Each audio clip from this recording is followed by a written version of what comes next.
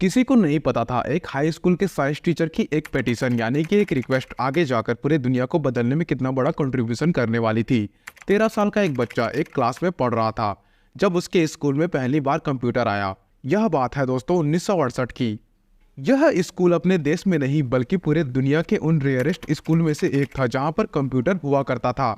इस बच्चे को दोस्तों कंप्यूटर में काफ़ी ज़्यादा इंटरेस्ट आने लगा, यानी कि इंटरेस्ट कुछ इस तरीके का बढ़ने लगा कि इस बच्चे ने कोडिंग वगैरह तक सीखना शुरू कर दिया। और दोस्तों यह सब करके आगे चलकर उसी बच्चे ने एक $3 ट्रिलियन की कंपनी स्टैब्लिश कर दी। एक ऐसी कंपनी दोस्तों जिसका प्राइमरी प्रोडक्ट आज भी 72% का मार्केट शेयर होल्ड करता है। एक ऐसी कंपनी दोस्तों जो कि आपकी और हमारी लाइफ में यानी कि डेली बेसिस पर एक इम्पैक्ट क्रिएट करती रहती है। जी हाँ दोस्तों, मैं बात कर रहा हूँ बिल गेट्स की और माइक्रोसॉफ्ट की। So you're the wealthiest man in the world for 20 years or more. Microsoft hit a new record high on Wall Street. They'll do whatever he can to capture more of the market. You were like the youngest person to become a billionaire. Is that right? Pretty, yeah, in terms of United nation के हिसाब से दोस्तों 1968 में approx 31 crore बच्चे high school वाली as पे थे, मतलब उस एज में जिसमें बिल गेट्स थे। उस समय पर इसमें लगभग 2 करोड़ बच्चे यूएस में थे और ऑलमोस्ट 3 लाख बच्चे वाशिंगटन यानी कि बिल गेट्स के शहर में थे। और दोस्तों लगभग 300 बच्चे उस स्कूल में पढ़ रहे थे जिसमें बिल गेट्स पढ़ा करते थे। मतलब दोस्तों बिल गेट्स 31 करोड़ बच्चों में से 300 बच्चों में से हिस्से में थे जिनके पास दोस्तों 1968 में कंप्यूटर का एक्सेस था। सोचो दोस्तों, अगर बिल गेट्स के स्कूल में कंप्यूटर नहीं होता या फिर किसी और वजह से बिल गेट्स किसी और स्कूल में पढ़ रहे होते तो क्या आज माइक्रोसॉफ्ट होता। बिल गेट्स ने खुद 2005 में कहा था कि अगर वह स्कूल में नहीं होते तो शायद माइक्रोसॉफ्ट आज नहीं होता। 10 लाख में से एक बच्चे के पास दोस्तों कंप्यूटर का एक्सेस था और बिल गेट्स वो एक बच्चे थे जिनके पास किस्मत थी कि उनके पास कंप्यूटर का एक्सेस था। नो डाउट दोस्तों बिल गेट्स काफी ज्यादा टैलेंटेड थे, हार्ड वर्किंग थे, स्किल्ड थे और दोस्तों इन सभी के साथ साथ वो बहुत बड़े विजनरी भी थे। नो डाउट दोस्तों कि किस्मत की वजह से बिल गेट्स के पास काफी बड़ा एडवांटेज था कि उस टाइम पर वर्ल्ड के 10 लाख में से सिर्फ एक बच्चे के पास हुआ करता था। बिल गेट्स का दोस्तों उसी स्कूल में एक बेस्ट फ्रेंड हुआ करता था जिसका नाम था केंट इवांस। केंट की कहानी भी दोस्तों किस्मत की है, लेकिन अच्छी किस्मत नहीं बल्कि बुरी किस्मत की। केंट भी दोस्तों बिल गेट्स की तरह कंप्यूटर में काफी ज्यादा इंटरेस्ट रखने वाला बच्चा था। बिल गेट्स के अकॉर्डिंग दोस्तों केंट उनकी क्लास का बेस्ट स्टूडेंट है। बिल गेट्स के अकॉर्डिंग दोस्तों केंट अगर उनके साथ होता और साथ में अगर काम करते तो शायद दोनों साथ ही साथ कॉलेज जाते और साथ में ही माइक्रोसॉफ्ट की शुरुआत करते, लेकिन यह कभी नहीं हो पाया क्योंकि दोस्तों केंट इवांस की अनफॉर्चुनेटली डेथ हो गई एक दोस्तों माउंटेनियर एक्सीडेंट में। हाई स्कूल से निकलने से पहले ही दोस्तों उनका निधन हो गया था। यूएसए में दोस्तों हर साल लगभग 30 से 35 लोग माउंटेनिंग में अपनी जान खो देते हैं। अगर दोस्तों यूएसए की पॉपुलेशन को देखा जाए तो 10 लाख में से एक इंसान की मौत माउंटेन में होती है। और किस्मत देखो दोस्तों, केंट उन 30 से 35 लाख लोगों में से एक थे। बिल गेट्स भी दोस्तों 10 लाख में से एक थे, लेकिन दोस्तों एक को उसकी किस्मत अरबपति बना देती है लेकिन दूसरे की किस्मत उसको डायरेक्ट ऊपर लेकर चली जाती है। 1990 में दोस्तों याहू इंटरनेट की दुनिया की सबसे बड़ी कंपनी थी। याहू से बड़ी दोस्तों कोई भी इंटरनेट बेस्ड ऑर्गेनाइजेशन एग्जिस्ट ही नहीं कर रही थी। और दोस्तों उस समय गूगल नया नया मार्केट में आया हुआ था। साल 2002 में दोस्तों याहू को एक अपॉर्चुनिटी मिली गूगल को खरीदने की, वो भी दोस्तों मात्र $1 बिलियन में। लेकिन दोस्तों उस समय याहू को ये प्राइस ओवर प्राइस्ड लगा। शायद दोस्तों उनमें इतनी दूरदर्शिता नहीं थी कि वो अपने कॉम्पिटिटर को समझ सके या उनको यह ऑफर काफ़ी रिस्की ऑफर लगा, जिसकी वजह से दोस्तों उन्होंने इस ऑफर को रिजेक्ट कर दिया। और दोस्तों आज उस ऑफर का रिजल्ट क्या हुआ आप और मैं अच्छी तरीके से जानते हैं। गूगल की पेरेंट कंपनी अल्फाबेट की मार्केट कैपिटल आज दोस्तों $2 ट्रिलियन की है और दोस्तों याहू $4.5 बिलियन में 2017 में बिक गई। अब दोस्तों ये याहू की बदकिस्मती थी या फिर रिस्क ना लेने की इच्छा या फिर गूगल की किस्मत, ये दोस्तों आप डिसाइड करो। लेकिन दोस्तों वहां पर किस्मत का कुछ ना कुछ फैक्टर जरूर था। 1950 में दोस्तों एप्पल काफी ज्यादा स्ट्रगल कर रहा था, ना उसके पास पैसा था दोस्तों ना ही उनके पास मैनेजमेंट, इसलिए कंपनी का फ्यूचर बहुत ही ज्यादा अंधेरे में दिखाई दे रहा था। ऐसे में दोस्तों अपने आप को बचाने के लिए स्टीव जॉब्स उस समय के पेप्सी के सीईओ जॉन के पास गए और उनसे रिक्वेस्ट किया कि या तो वो एप्पल को खरीद ले या फिर एप्पल को एज अ सीईओ ज्वाइन कर ले, सो दैट दोस्तों कि एप्पल की कंपनी को बचाया जा सके।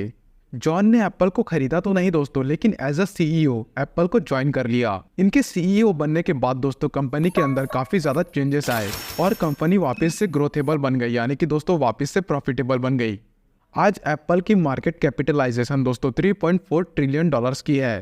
एप्पल वर्ल्ड की मोस्ट वैल्यूएबल कंपनी है दोस्तों, जबकि दोस्तों पेप्सी की वैल्यूएशन मात्र 243 बिलियन डॉलर्स की है, वो भी दोस्तों एप्पल से 40 टाइम्स कम।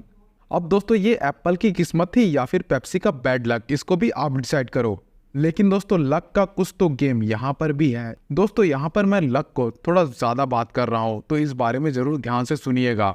1984 की बात है दोस्तों। एक बिजनेसमैन जो कि म्यूजिक इंडस्ट्री से जुड़े हुए थे, उनकी दोस्तों एक फ्लाइट डिले हो गई। उनका अपने डेस्टिनेशन पर पहुंचना यानी कि टाइम पर अपने डेस्टिनेशन पर पहुंचना काफ़ी इंपॉर्टेंट था, और इसी वजह से उन्होंने वेट करने की जगह एक प्राइवेट चार्टर प्लेन बुक करने का सोचा। अपने साथ इन्होंने कुछ और वेट कर रहे पैसेंजर को भी कन्विंस कर लिया कि तुम भी मेरे साथ चल सकते हो, और बदले में दोस्तों उनसे $39 चार्ज कर लिए। इस इंसिडेंट से दोस्तों रिचर्ड ब्रैंसन को आइडिया आया एयरलाइन बिजनेस में एंट्री करने का, और इसी तरीके से दोस्तों स्टार्टिंग हुई वर्जिन अटलांटिक एयरलाइंस की। इस इंडस्ट्री में दोस्तों उस समय इंग्लैंड में ब्रिटिश एयरवेज की मोनोपोली हुआ करती थी। यह काफी कंपीटिंग इंडस्ट्री होने की वजह से नए प्लेयर्स एंटर नहीं करते थे। ब्रायनसन के इस डिसीजन को दोस्तों काफी ज्यादा लोगों ने क्रिटिसाइज किया, क्योंकि दोस्तों ब्रायनसन को एयरलाइन इंडस्ट्री का कोई भी आइडिया नहीं था। हालांकि वो बिजनेस में काफी स्ट्रांग थे। ब्रायनसन को दोस्तों ये समझ में आ गया था कि कस्टमर्स ब्रिटिश एयरवेज से काफी ज्यादा परेशान है, क्योंकि दोस्तों वहां पर रेगुलर फ्लाइट डिलेज और पुअर कस्टमर सर्विस हुआ करती थी, और दोस्तों महंगे पेयर्स होने की वजह से। इसी गैप को समझने के बाद ब्रायनसन ने अपने एयरलाइंस में इन्हीं सारे इश्यूज को टैकल किया। अफोर्डेबल रेट्स में दोस्तों कस्टमर को प्रीमियम सर्विसेज प्रोवाइड की, लेकिन यह सब काफ़ी नहीं था दोस्तों। वो भी दोस्तों उनको ब्रिटिश एयरवेज को बीट करना था, तो इतना सब कुछ तो काफ़ी नहीं होगा ना। इनकी एयरलाइंस दोस्तों काफ़ी ज़्यादा स्ट्रगल कर रही थी, लेकिन कहते हैं ना फॉर्चून फेवर्स द बोल्ड। और यही सेम हुआ दोस्तों कि 1989 में ब्रिटिश एयरवेज के पायलट्स स्ट्राइक पर चले गए, जिससे ब्रिटिश एयरवेज को काफ़ी नुकसान हुआ। मार्केट में दोस्तों एक नया गैप क्रिएट हुआ, और इसका एडवांटेज लेने के लिए ब्रायनसन एयरलाइंस वाले तैयार बैठे थे। इस स्ट्राइक की वजह से वर्जिन एयरलाइंस को काफ़ी ज़्यादा फायदा हुआ, और वर्जिन ने एक अच्छा खासा प्रॉफिट जनरेट किया, और दोस्तों एक अच्छा खासा मार्केट शेयर भी गेन कर लिया। लेकिन तभी ब्रिटिश एयरवेज के नए गलती कर दी। मार्केट में वापसी करने के लिए और वर्जिन एयरलाइंस को नीचा दिखाने के लिए ब्रिटिश एयरवेज ने एक कैंपेन लॉन्च किया, डर्टी ट्रिक्स बोल के, लेकिन यह स्ट्रेटजी बैकफायर कर गई। इस कैंपेन के द्वारा दोस्तों वर्जिन एयरलाइंस को काफ़ी ज़्यादा पॉपुलैरिटी मिली, जो उनके लिए काफ़ी फायदेमंद था दोस्तों। जो उनको नहीं जानता था वो भी उनको जानने लगा, और दोस्तों वर्जिन एयरलाइंस ने ब्रिटिश ग्रुप के ऊपर एक मानहानि का दावा भी ठोक दिया। वो केस जीत भी गए दोस्तों। मजे की बात तो ये थी, और दोस्तों उनको मुआवजा भी मिला करोड़ों का, जिससे कि उनको बहुत फायदा हुआ। अब दोस्तों यहाँ पर ब्रायनसन का एयरलाइन का आइडिया तो अच्छा था, एग्जीक्यूशन भी अच्छा था, इंटेंट भी अच्छा था, लेकिन सोचो अगर 1989 में पायलट की स्ट्राइक अगर नहीं होती, वो कैंपेन वर्जिन के फेवर में काम नहीं करती, तो क्या होता दोस्तों? ब्रिटिश एयरवेज के फेवर में काम कर जाती तो क्या होता? मतलब यहाँ पर भी थोड़ा सा किस्मत का बोलबाला है। अब दोस्तों इसको आप किस्मत बोले या फिर कुछ और, इसके लिए आपकी मर्जी है दोस्तों। लेकिन दोस्तों यहाँ पर भी पॉजिटिव हुआ ही हुआ। ऐसे दोस्तों ना जाने कितने सारे एग्जाम्पल होंगे जिसके बारे में दोस्तों आप भी जानते होंगे, और मैं भी बहुत सारे एग्जाम्पल दे सकता हूँ जो कि किस्मत की वजह से बच गए होंगे, या किस्मत की वजह से उनके साथ बहुत अच्छा हुआ होगा, या फिर पॉजिटिव हुआ होगा। तो दोस्तों आप समझ ही गए होंगे कि मैं किस बारे में बात कर रहा हूँ और मैं क्या कहना चाहता हूँ। पॉजिटिविटी की। आपके गाँव, शहर या फिर नुक्कड़ का कोई ऐसा आदमी जो कि बाहर गया कमाने के लिए और एकदम मालामाल होके आया। मान लो दोस्तों आपके साथ कोई काम कर रहा है, उसका प्रमोशन मात्र 2 साल में हो गया, लेकिन आपको प्रमोशन पाने के लिए 4 साल का इंतजार करना पड़ गया। समझ रहे हो ना? कोई ऐसा दोस्तों जो आते ही सबका फेवरेट बन गया, लेकिन आप अभी भी स्ट्रगल कर रहे हो। जिनके साथ हमेशा अच्छी चीजें होती है दोस्तों, यूं कहे तो जो रिस्क लेते हैं उनके साथ अच्छा हो ही जाता है, गलती की कोई गुंजाइश ही नहीं होती उनके साथ। और दोस्तों आप अगर ऐसे किसी इंसान के बारे में जानते हो तो नीचे कमेंट जरूर कीजिएगा उसका नाम क्या है, और दोस्तों नीचे स्टोरी जरूर शेयर कीजिएगा ताकि हम भी सुन सके। यूनिवर्सिटी ऑफ कैम्ब्रिज के एक रिपोर्ट के अकॉर्डिंग दोस्तों एक इंसान कितना वेल्थ एक्यूमुलेट करेगा अपने लाइफ में, यानी कि दोस्तों वो अपनी ज़िंदगी में कितना पैसा कमाएगा, इसमें हार्ड वर्क, टैलेंट और स्किल के अलावा, इन सभी के अलावा दोस्तों 40% का कंट्रीब्यूशन होता है लक फैक्टर का। इकोनॉमिस्ट नसीम तालीम ने अपनी बुक फूल्ड बाय रैंडमनेस में कहा है कि हाई स्टेक फाइनेंशियल डिसीजन, यानी कि दोस्तों ऐसे फैसले जहां पर काफी सारा पैसा इन्वॉल्व होता है, उनमें दोस्तों अनप्रिडिक्टेबल इवेंट्स को कंसीडर करना काफी ज्यादा नॉर्मल प्रैक्टिस है। बिहेवियर इकोनॉमिस्ट डैनियल कैनीमैन कहते हैं कि लोग आमतौर पर अपने सक्सेस में लक फैक्टर को, यानी कि लक को, रूल को काफी ज्यादा अंडर एस्टिमेट कर देते हैं। दोस्तों लक, किस्मत, गुड कर्मा, जो भी बोलना है बोल लो दोस्तों, लेकिन इसमें कोई दो राय नहीं है कि यह आपके और हमारे सक्सेस का एक काफी इंपॉर्टेंट पैरामीटर है। आप दोस्तों अपने एक्शंस को और अपने कर्मों को तो कंट्रोल कर सकते हो, लेकिन उसके होने वाले आउटकम्स और कॉन्सिक्वेंसेस को आप कंट्रोल नहीं कर पाते। अब दोस्तों इस श्लोक को ही देख लो। अब आप ही पढ़ लो, मेरी संस्कृत थोड़ी सी कमजोर है, अब मैं पढ़ूंगा तो वीडियो खराब हो जाएगी। पढ़ लो, देख लो। अब दोस्तों इस श्लोक को तो सभी जानते हैं कि श्री कृष्ण जी ने इसको बोला है कि बेटा कर्म करते जाओ, फल की चिंता तुम मत करो क्योंकि फल तुम्हारे हाथ में नहीं है। लेकिन दोस्तों इस श्लोक का जो अगला हिस्सा है वो बहुत कम लोगों को पता है।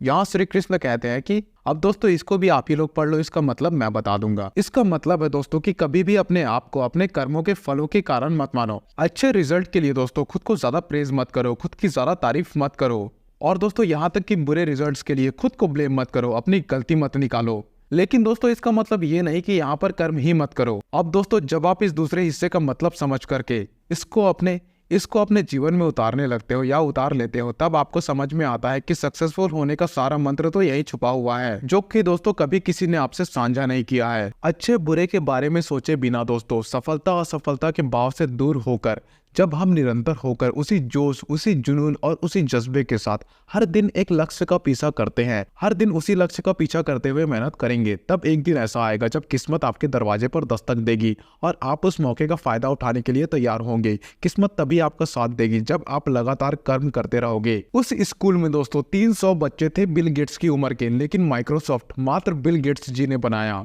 किस्मत सभी के पास थी दोस्तों, सभी के पास बराबर की अपॉर्चुनिटी थी, लेकिन किस्मत सबको मिलने के बावजूद उसका फायदा सिर्फ एक ने उठाया। दोस्तों याहू से रिजेक्ट होने के बाद गूगल ने न जाने कितने सही स्टेप्स लिए होंगे, तब जाके इतने सफल बने होंगे वो लोग।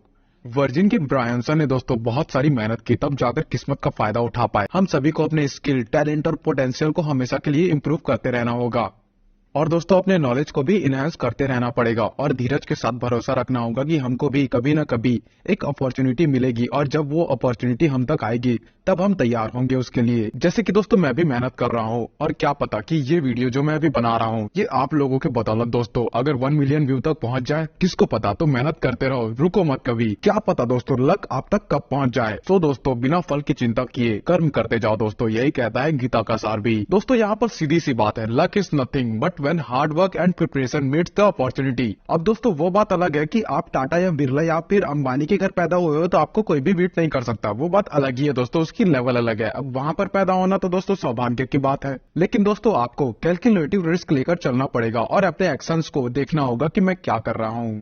तब दोस्तों जाकर एक ऐसा दिन आएगा जब आपको अपॉर्चुनिटी मिलेगी कुछ बड़ा करने का, और दोस्तों तब तक मेहनत करते रहो और इंतजार करते रहो अपने अपॉर्चुनिटी का। मेहनत ऐसी करो जो कि आपके लिए सही हो, आपकी आने वाली अपॉर्चुनिटी के लिए सही हो। देखो यार, हर एक इंसान के जीवन में एक अपॉर्चुनिटी तो जरूर आती है जब उसको चमकने का मौका मिलता है। अब वो ये उसकी मर्जी है कि वो उस अपॉर्चुनिटी को कैसे लेता है, और दोस्तों यही सब है पैसा कमाने के मेन सीक्रेट्स। अब दोस्तों आपकी मर्जी है, यानी कि आपकी अपनी मर्जी है कि आप इसको किस तरीके से लेते हो, यानी कि दोस्तों आप किस तरीके से समझते हो इस चीज को, और यहाँ तक कि कितनी गहराई से इस बात को समझते हो। और दोस्तों सबसे जरूरी बात, ये अच्छी किस्मत, ये अच्छी अपॉर्चुनिटी सबके लाइफ में कभी ना कभी जरूर आती है। अब आपको तय करना है कि आप उस अपॉर्चुनिटी को कैसे भुनाते हो। तो फिर दोस्तों यहाँ पर कर्म बनाए या फिर किस्मत, देखो ना कर्म बड़ा ना किस्मत, क्योंकि दोस्तों बिना कर्म के किस्मत बेकार है, और बिना किस्मत के कर्म बस मजदूरी कहलाती है। तो चलो दोस्तों मजदूरी तब तक करते हैं जब तक हमारा किस्मत हमारा साथ ना दे। वीडियो अच्छी लगी दोस्तों तो इसको अपने दोस्तों के साथ शेयर जरूर कीजिएगा, और इस वीडियो को लाइक और मेरे चैनल को सब्सक्राइब जरूर कीजिएगा दोस्तों। और इस वीडियो का लाइक टारगेट प्लीज दोस्तों 50 लाख पूरा कर दो। बाकी धन्यवाद।